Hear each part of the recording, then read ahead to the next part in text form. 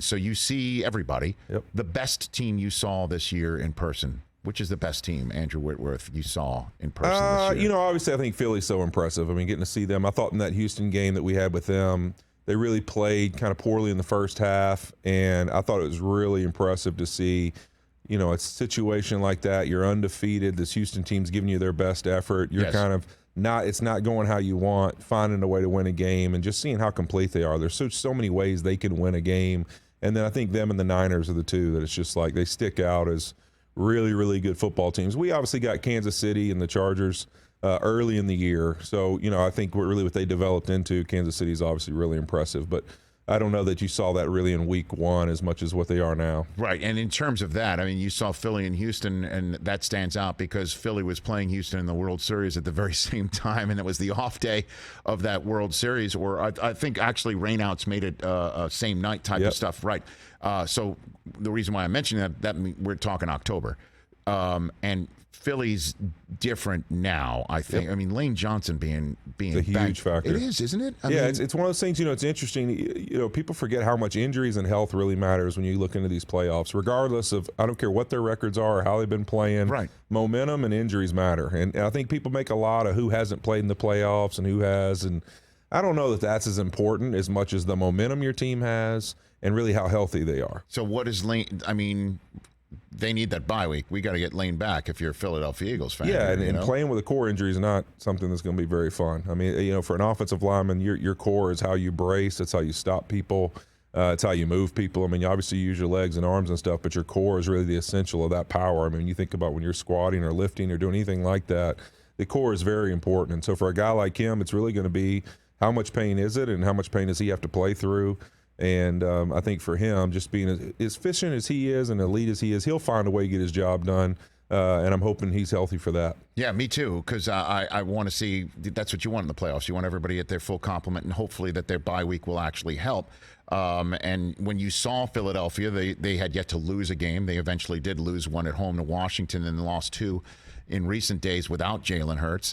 The Niners, when you saw them, it was Brock Purdy's first, if I'm not mistaken, road game in Seattle. Yep. Now that who knew a playoff preview, and Purdy's been remarkable being around that team and being around him.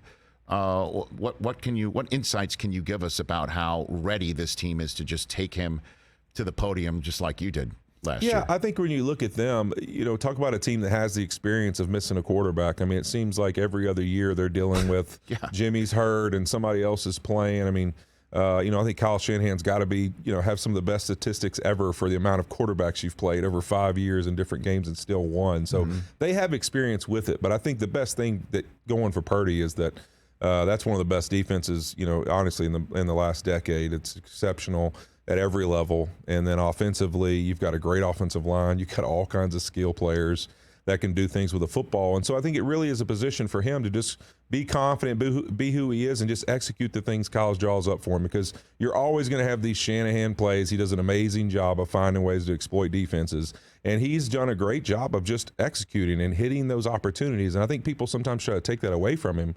But to me, it's a compliment to this kid that every opportunity Shanahan's put him in, he's taking advantage of it, and he's hit the open guy. I mean, we see people miss people all the time, right? Or he's made the right read, and I think it's really been impressive to see what he's done. Yeah, of course. I mean, when he took the reins, shockingly took the reins, it was like, can he just keep this thing afloat? They improved their draft, their playoff position. They're the 2 seed. He actually helped them overtake Minnesota, keep things on track.